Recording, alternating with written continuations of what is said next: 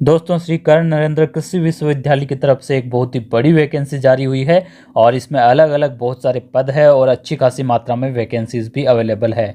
और इस वीडियो में मैं आपको इस वैकेंसी के बारे में पूरी जानकारी दूंगा कि कौन कौन से पदों के लिए कितनी कितनी वैकेंसीज है, आवेदन कब से शुरू होंगे, लास्ट डेट क्या है, आवेदन कैसे करना है, एज लिमिट क्या रखी गई है और इसके अलावा एजुकेशन क्वालिफिकेशन क्या मांगी गई है, एप्लीकेशन फ़ीस कितनी रखी गई है। तो इन सारे सवालों के जवाब आपको इस वीडियो में मिल जाएंगे। एग्रीकल्चर यूनिवर्सिटी जॉबनेर की तरफ से ये वैकेंसी जारी की गई है। तो अब इस वीडियो को शुरू करते हैं और सबसे पहले देखते हैं यहाँ पे आवेदन की तिथि। तो लास्ट डेट है 17 जुलाई 2023 और ऑलरेडी आवेदन शुरू हो चुके हैं। 17 जुलाई 2023 को रात को 12 बजे तक आप आवेदन कर पाएंगे और ये ऑफिशियल वेबसाइट है जिसका लिंक आपको डिस्क्रिप्शन में मिल जाएगा। और इस वीडियो के अंत में मैं आपको इस वेबसाइट पर जाके और बता दूंगा कहाँ से आपको आवेदन और कैसे आपको आवेदन करना है। अब पदों की बात करते हैं।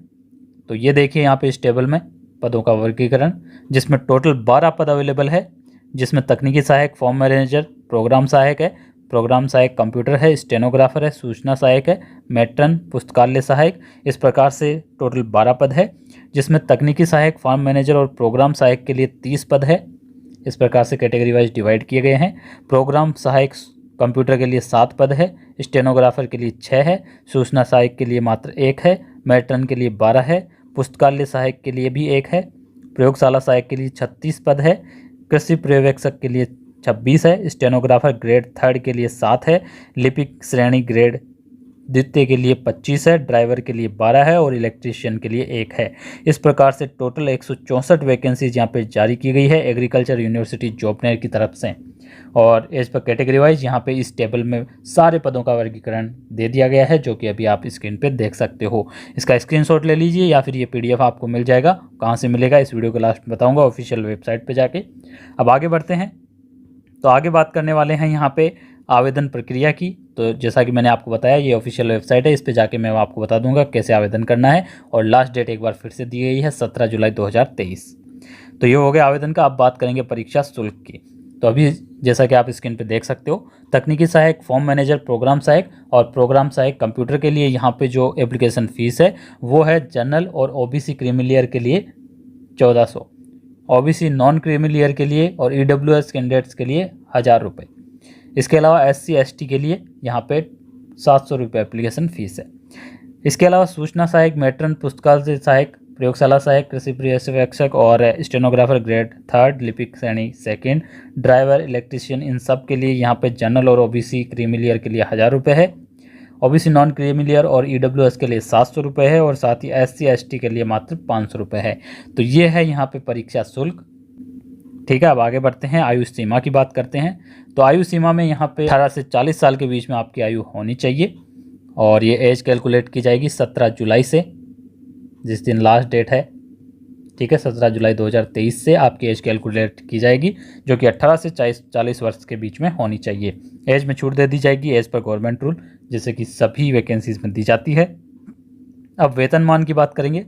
तो स्टार्टिंग के 2 साल यहाँ पे प्रोबेशन पीरियड होगा, उसकी सैलरी अलग होगी, उसके अलावा अलग होगी। तो ये स्क्रीन पे आप देख सकते हो सब कुछ।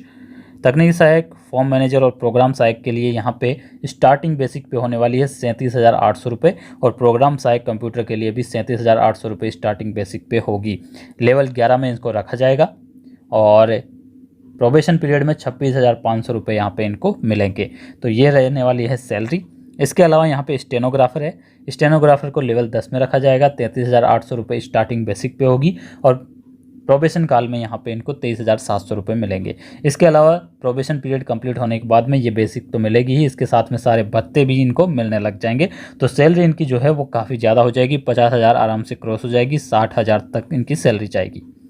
सूचना सहायक को लेवल 8 में रखा गया है। इसके अलावा मैट्रन, पुस्तकालय सहायक और प्रयोगशाला सहायक को भी लेवल 8 में रखा गया है। इनकी स्टार्टिंग बेसिक पे 26,300 रुपये होने वाली है और प्रोबेशन पीरियड के दौरान 18,500 रुपये इनको मिलेंगे 2 साल तक। अब आगे है कृषि पर्यवेक्षक, स्टेनो ग्रेड 3, लिपिक श्रेणी 2, ड्राइवर और इलेक्ट्रीशियन, इनको लेवल 5 में रखा गया है। स्टार्टिंग बेसिक पे 20,800 रुपये होने वाली है और प्रोबेशन पीरियड के दौरान इनको 14,600 रुपये मिलेंगे। तो ये हो गया सैलरी की बात। और ये जो स्टार्टिंग बेसिक पे मैं बता रहा हूँ, इसमें भत्ते भी मिलेंगे, जिसमें DA हो गया, HRA हो गया और ये सब कुछ यहाँ पे इनमें जोड़ दिया जाए तो यहाँ पे 50,000 क्रॉस सैलरी इनकी हो जाएगी। और साथ ही इनकी बात करें तो यहाँ पे इनकी सैलरी 40,000 तक होगी और इनकी सैलरी 30,000 तक होगी। तो ये मैंने यहाँ पे अप्रोक्स आइडिया आपको बता दिया है सैलरी के बारे में। अब आगे बढ़ते हैं, आगे बात करेंगे यहाँ पे एजुकेशन क्वालिफिकेशन की। तो पद वाइज यहाँ पे दी गई है। तो सबसे पहले बात करेंगे तकनीकी सहायक, फॉर्म मैनेजर और प्रोग्राम सहायक की, जिसमें ग्रेजुएशन मांगी गई है बीएससी ऑनर्स होनी चाहिए एग्रीकल्चर से या फिर बीएससी ऑनर्स होना चाहिए उद्यान विज्ञान से, मिनिमम 50% मार्क्स होने चाहिए। साथ ही हिंदी और राजस्थान संस्कृति का ज्ञान आपको होना चाहिए। प्रोग्राम सहायक कंप्यूटर की बात करें तो इसमें भी ग्रेजुएशन मांगी गई है, वो ग्रेजुएशन होनी चाहिए कंप्यूटर विज्ञान, कंप्यूटर अभियांत्रिकी, कंप्यूटर एप्लीकेशन, कंप्यूटर विज्ञान और अभियांत्रिकी, इलेक्ट्रॉनिक्स या फिर इलेक्ट्रॉनिक्स और संचार, सूचना प्रौद्योगिकी में स्नातक या फिर इससे उच्चतम डिग्री होनी चाहिए, यानी कि बीटेक अगर आपने की है तो भी आप इसमें एलिजिबल होंगे। स्टेनोग्राफर की अगर बात की जाए तो सीनियर सेकेंडरी मांगा गया है। इसके साथ में आपके पास में ओ लेवल का सर्टिफिकेट होना चाहिए। ठीक है, ओ लेवल का सर्टिफिकेट जो कि भारत सरकार के इलेक्ट्रॉनिक्स विभाग द्वारा सर्टिफाइड किया जाता है, DOESC के द्वारा जो संचालित है। इसके अलावा अगर आपने कोपा या फिर कंप्यूटर सॉफ्टवेयर सर्टिफिकेट किया है तो भी इसमें आप एलिजिबल होंगे।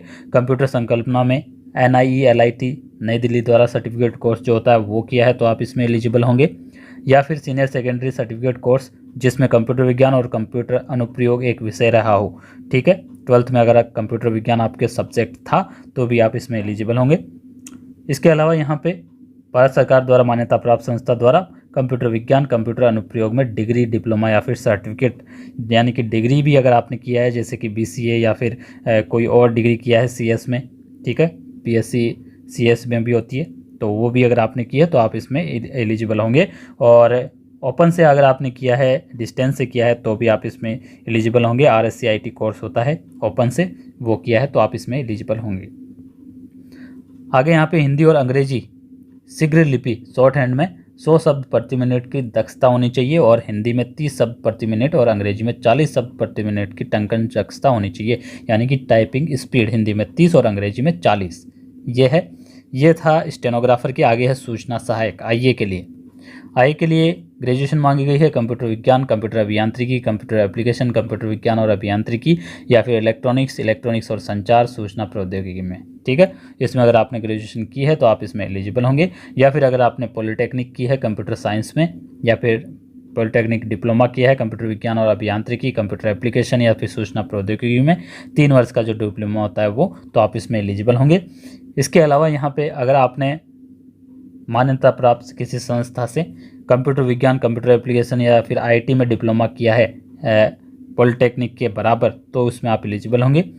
इसके अलावा यहाँ पे भारत सरकार के नियंत्रणाधीन राष्ट्रीय इलेक्ट्रॉनिकी और सूचना प्रौद्योगिकी संस्थान द्वारा जो O लेवल का सर्टिफिकेट होता है वो किया है तो भी आप इसमें एलिजिबल होंगे। इसके अलावा अगर आपके पास में कोपा या फिर डेटा प्रिपरेशन और कंप्यूटर सॉफ्टवेयर का प्रमाण पत्र आपके पास में है तो आप इसमें एलिजिबल होंगे। तो ये है यहाँ पे IA के लिए। अब आगे बढ़ते हैं। आगे यहाँ पे IA के लिए टाइपिंग स्पीड 20 शब्द प्रति मिनट मांगा गया है हिंदी और अंग्रेजी दोनों में, और साथ ही हिंदी और राजस्थान की संस्कृति का ज्ञान आपको होना चाहिए। मैट्रन की अगर बात की जाए तो यहाँ पे आपके पास में स्नातक डिग्री होनी चाहिए। ठीक है, जिसमें मैट्रन को छात्रावास में रहना होगा, उसके साथ कोई पुरुष सदस्य नहीं रह सकता। महिला छात्रावास में 2 वर्ष कार्य करने का अनुभव होना चाहिए और प्रबंधन अनुभव रखने वाली महिला को वरीयता दी जाएगी। ये बेसिकली यहाँ पे फीमेल कैंडिडेट्स के लिए है। पुस्तकालय सहायक की अगर बात की जाए तो आपने बैचलर डिग्री की हो लाइब्रेरी साइंस में या, और इसके साथ में कंप्यूटर टाइपिंग का भी ज्ञान आपको होना चाहिए। तो ये है। और अनुभव अगर आपके पास में है किसी भी यूनिवर्सिटी या फिर किसी भी कॉलेज में पुस्तकालय का, तो आप उसमें वो आपके लिए बेनिफिशियली रहेगा। प्रयोगशाला सहायक की अगर बात की जाए तो विज्ञान संकाय में सीनियर सेकेंडरी, ठीक है, कृषि विज्ञान सहित एग्रीकल्चर साइंस आपके पास में होनी चाहिए सीनियर सेकेंडरी में, और इसके साथ में हिंदी और राजस्थान की संस्कृति का ज्ञान होना चाहिए। कृषि पर्यवेक्षक की अगर बात की जाए तो एग्रीकल्चर में सीनियर सेकेंडरी, इसके अलावा आपकी ग्रेजुएशन होनी चाहिए BSc ऑनर्स कृषि में या फिर BSc ऑनर्स उद्यानिकी में।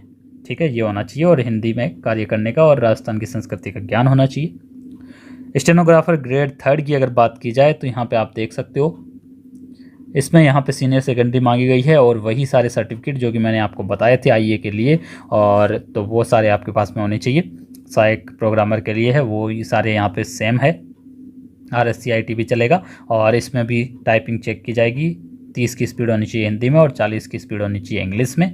शॉर्ट हैंड यहाँ पे 100 शब्द प्रति मिनट। तो ये है।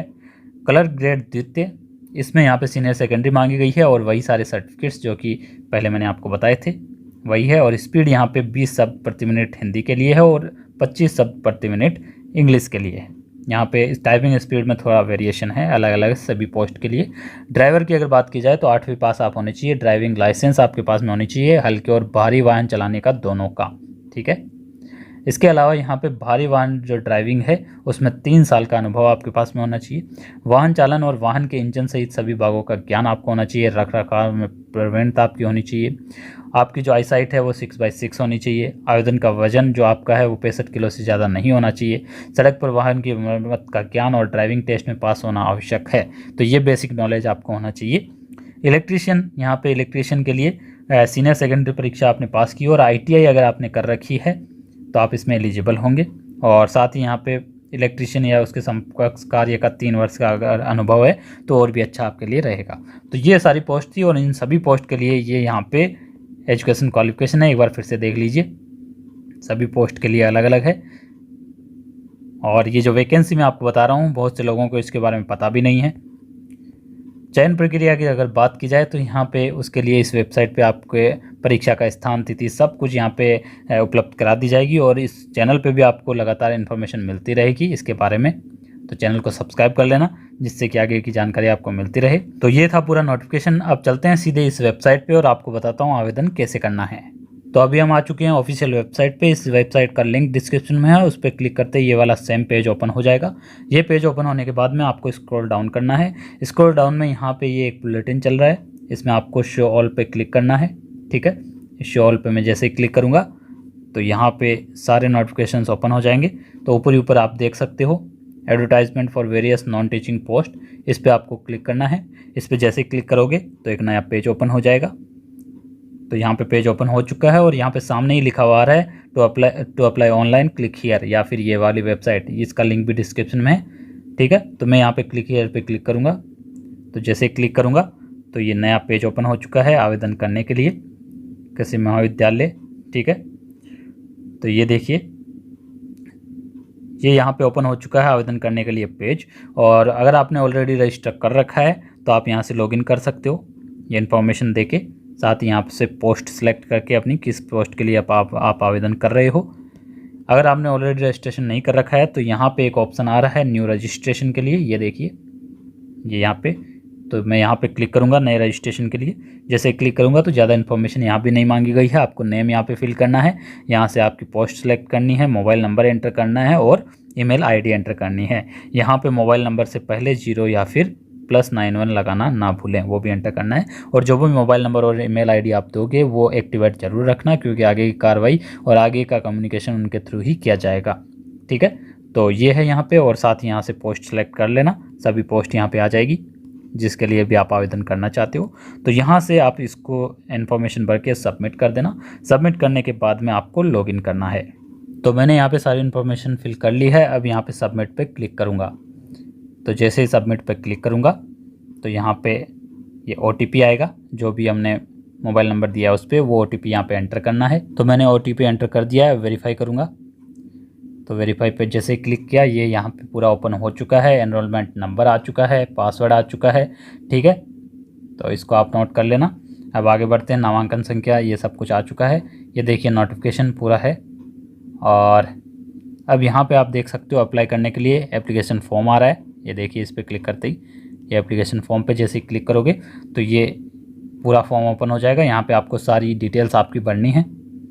ये देखिए ये सारी डिटेल्स भर के आपको यहाँ पे सेव पे क्लिक करना है और जो भी डिटेल भरेंगे इस पर डॉक्यूमेंट्स भरना। तो ये है। और इसके बाद में ये स्टेप 1 रहेगा, इसके बाद में स्टेप 2 आएगा। इस प्रकार से फॉर्म आगे चलता चला जाएगा, कोई भी यहाँ पे दिक्कत आने वाली नहीं है। तो ये आपको डिटेल्स देनी है और आप सेव करते जाएंगे, आपका फॉर्म आगे बढ़ता जाएगा इस प्रकार से। तो ये है, ठीक है। तो ये यहाँ से आपको आवेदन करना है। और इस आवेदन करते हुए कोई भी डाउट आए या कोई भी समस्या आए तो आप इस वीडियो कमेंट बॉक्स में कमेंट करें। आपका सारे डाउट्स और सारी समस्याओं का समाधान कर दिया जाएगा और पूरी कोशिश की जाएगी आपकी पूरी हेल्प करने की। और इसी प्रकार की इन्फॉर्मेशन और सहायता के लिए हमारे चैनल DG इंडिया को जरूर सब्सक्राइब करके रखें, जिससे रोजगार समाचार से संबंधित सभी जानकारी आपको लगातार मिलती रहे। Thank you friends, thanks for watching this video.